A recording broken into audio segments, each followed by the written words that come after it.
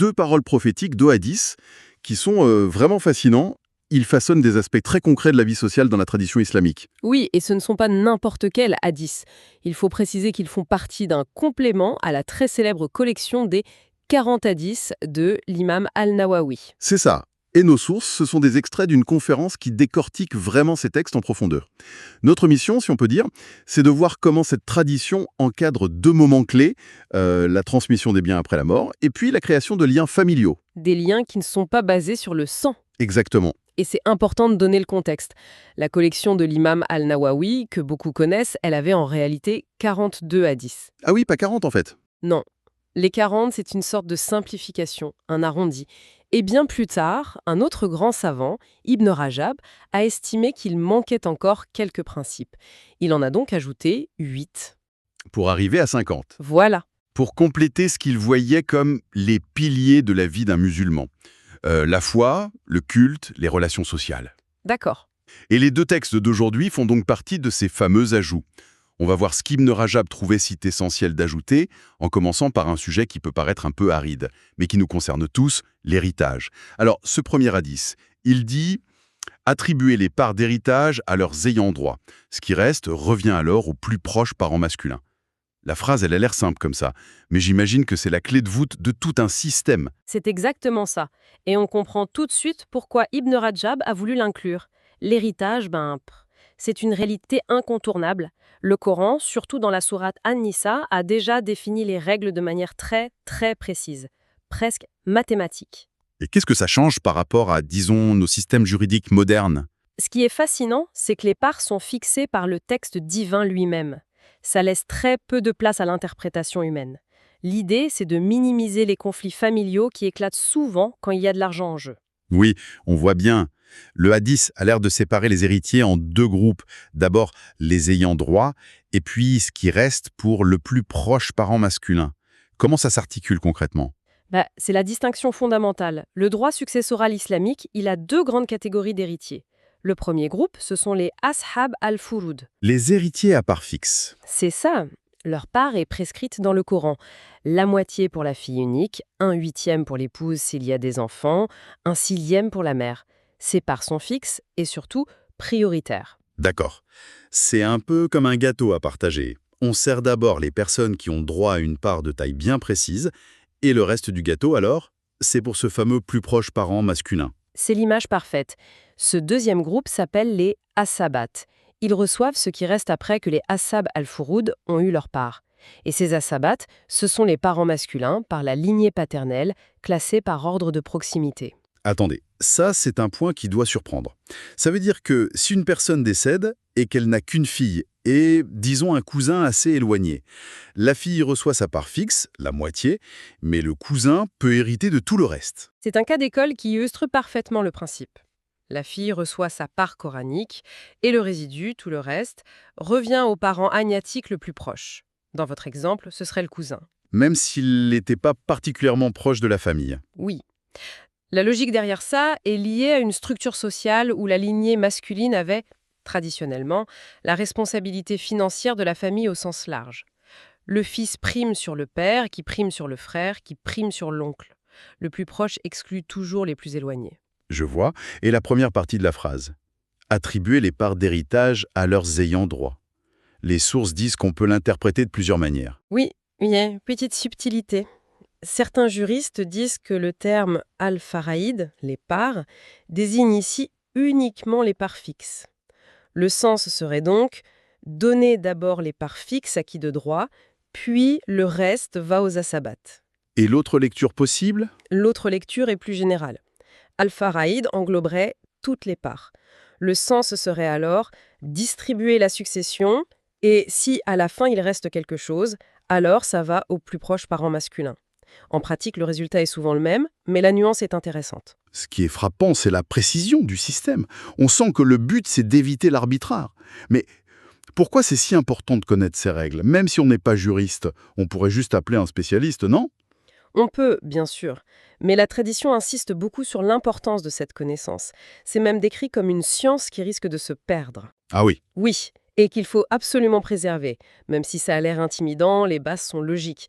La conférence qu'on analyse cite une expression arabe magnifique. Ilmu shahran wa fakhr dahran. Qu'est-ce que ça veut dire? Une science d'un mois et une fierté pour toute une vie. C'est une formule incroyable. N'est-ce pas? L'idée, c'est qu'apprendre les bases peut prendre un mois d'études sérieuses, mais c'est une compétence qui sera utile et honorable toute une vie. La mort, l'héritage, ça concerne tout le monde. L'excuse du « ah mais c'est pas ma spécialité », elle tient moins la route ici, parce que c'est un savoir qui prévient les injustices. C'est une compétence citoyenne en quelque sorte. C'est un excellent point. On vient de voir une structure presque mathématique pour le matériel, et c'est fascinant de voir qu'on va passer à une logique tout aussi rigoureuse, mais pour quelque chose d'intime et de biologique, l'allaitement. La transition est parfaite, oui. On bascule vers le deuxième hadith ajouté par Ibn Rajab. Une formule très courte, mais avec des conséquences immenses. Ce qui est interdit par la parenté de sang l'est aussi par l'allaitement. En arabe, yahrumu min ar-rada'a ma yahrumu min an-nasab. C'est court, direct. Concrètement, ça veut dire quoi? Ça veut dire que l'allaitement crée ce qu'on appelle une parenté de lait. Et cette parenté a les mêmes effets que la parenté de sang pour les interdits de mariage. Mais attention, il faut être très clair. Oui. L'enfant allaité ne change ni de nom, ni de lignée. Il reste l'enfant de ses parents biologiques. Mais il acquiert un statut de parenté en plus. Donnons un exemple pour que ce soit limpide. Si ma voisine allaite mon fils. Alors votre voisine devient sa mère de lait, le mari de votre voisine, son père de lait, et les enfants de votre voisine, ses frères et sœurs de lait. D'accord. Votre fils ne pourra donc jamais épouser sa mère de lait, ni sa sœur de lait, ni sa tante de lait. C'est le même interdit que pour sa famille biologique. D'accord. Mais la question qui vient tout de suite, c'est quelle quantité de lait? Est-ce qu'une seule goutte suffit pour créer un lien aussi fort? C'est le cœur d'un grand débat entre les écoles juridiques. D'un côté, vous avez les écoles malikites et hanafites. Pour elles, une seule tétée, même minime, suffit à établir le lien. Ah bon? Quelle est leur logique? Leur argument, c'est que les textes coraniques parlent des mères qui vous ont allaité de manière générale, sans préciser de quantité. Pour eux, c'est l'acte lui-même qui compte. D'accord. Une vision un peu symbolique donc. Et de l'autre côté? De l'autre côté, les écoles chafiites et hanbalites ont une approche plus, disons, biologique. Elles exigent un nombre défini de tétées, en général 5, et chaque tétée doit être complète, c'est-à-dire qu'elle doit rassasier l'enfant. Ah, c'est très différent. Oui. Elle se base sur un autre hadith et sur l'idée que le lien est créé par l'allaitement qui fait pousser la chair et fortifie les os. Il faut un impact nutritif réel. Deux logiques qui s'opposent. Et c'est une information qui peut facilement s'oublier dans une famille, j'imagine. Le scénario catastrophe, deux personnes qui sont en fait frères et sœurs de lait se marient sans le savoir. Si on le découvre 20 ans plus tard, avec des enfants, qu'est-ce qui se passe? C'est une situation qui, bien que rare, est prévue. Si le lien est découvert après le mariage, le couple n'est pas considéré comme pécheur. L'ignorance les excuse. D'accord, il n'y a pas de faute morale. Non. Par contre, leur mariage est immédiatement annulé. Il est considéré comme nul depuis le début. L'annulation immédiate, c'est d'une dureté extrême quand même. Comment les juristes justifient une mesure aussi radicale face au drame humain que ça doit être? La justification, c'est que l'interdit est absolu. D'un point de vue légal, le mariage n'a jamais existé. C'est comme si on découvrait que deux époux étaient en fait frères et sœurs biologiques. L'union est invalide par nature. Et les enfants? Pour protéger les enfants, leur filiation vis-à-vis du père est maintenue. Ils ne sont pas considérés comme illégitimes. Il y a un cas célèbre du temps du prophète où un couple a dû se séparer après qu'une femme âgée a témoigné les avoir allaités tous les deux. C'est une histoire incroyable. Ça montre qu'il y a des subtilités importantes. Quelles sont les erreurs de compréhension les plus fréquentes sur ce sujet? La première et la plus courante, c'est de croire que l'effet est collectif. C'est-à-dire? Si un garçon, disons Zaid, est allaité par une femme d'une autre famille, seul Zaid devient le fils de lait. Ses propres frères et sœurs biologiques, à lui, ne le deviennent pas. Ah oui, c'est très précis, le lien est individuel. Exactement. Et la conséquence est un peu contre-intuitive. Le frère biologique de Zaid pourrait tout à fait épouser la fille de la nourrice. Qui est pourtant la sœur de lait de Zayd. C'est ça. D'accord. Et les sources parlent aussi du rôle du mari de la nourrice. Oui, et c'est un point absolument fascinant. C'est le concept de Laban al-Fahl. Le lait du mari. Littéralement, oui. Juridiquement, Le lait est attribué au mari, car c'est son union avec sa femme qui est la cause de la grossesse et donc du lait. Alors là, c'est vraiment contre-intuitif. Donc, le lait vient biologiquement de la mère, mais juridiquement, c'est le mari qui en est la source. C'est une conception de la parenté qui est complètement déconnectée de la biologie pure. Et c'est ça qui est puissant. Et ça a des conséquences pratiques. Oui, une conséquence surprenante, surtout en cas de polygamie. Si un homme a 2 épouses et qu'un enfant est allaité par la première, eh bien les enfants de la deuxième épouse deviennent aussi frères et sœurs de lait de cet enfant. Ah oui, pourquoi? Parce qu'ils partagent le même père de lait. L'exemple le plus célèbre, c'est celui d'Aïcha, l'épouse du prophète. Une femme l'avait allaité. Le frère du mari de cette femme était donc son oncle paternel de lait.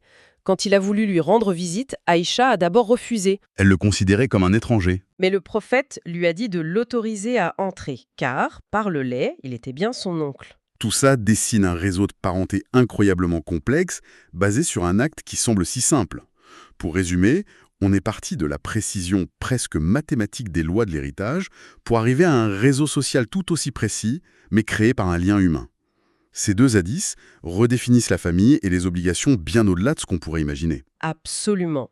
Ces 2 ajouts d'Ibn Rajab illustrent parfaitement comment le droit islamique cherche à fournir des cadres pour les aspects les plus fondamentaux de la vie. D'un côté, comment la richesse est transmise de manière juste pour éviter les conflits, et de l'autre, comment les liens familiaux, au-delà du sang, sont définis, établis et respectés. Ça crée un tissu social plus large et peut-être plus résilient, C'est l'idée. ce qui nous amène à une dernière piste de réflexion pour ceux qui nous écoutent. Oui, ce concept de la banne al-fal, le lait du mari, il attribue l'effet juridique de l'allaitement au père de lait. Or, à notre époque, on a des banques de lait où le lait est anonyme, des technologies de reproduction de plus en plus complexes. On peut se demander Comment un cadre juridique fondé sur de tels principes pourrait interpréter des situations modernes où l'origine biologique du lait est complètement déconnectée du contexte social d'une famille. C'est un défi intellectuel et éthique majeur pour les juristes contemporains. Absolument.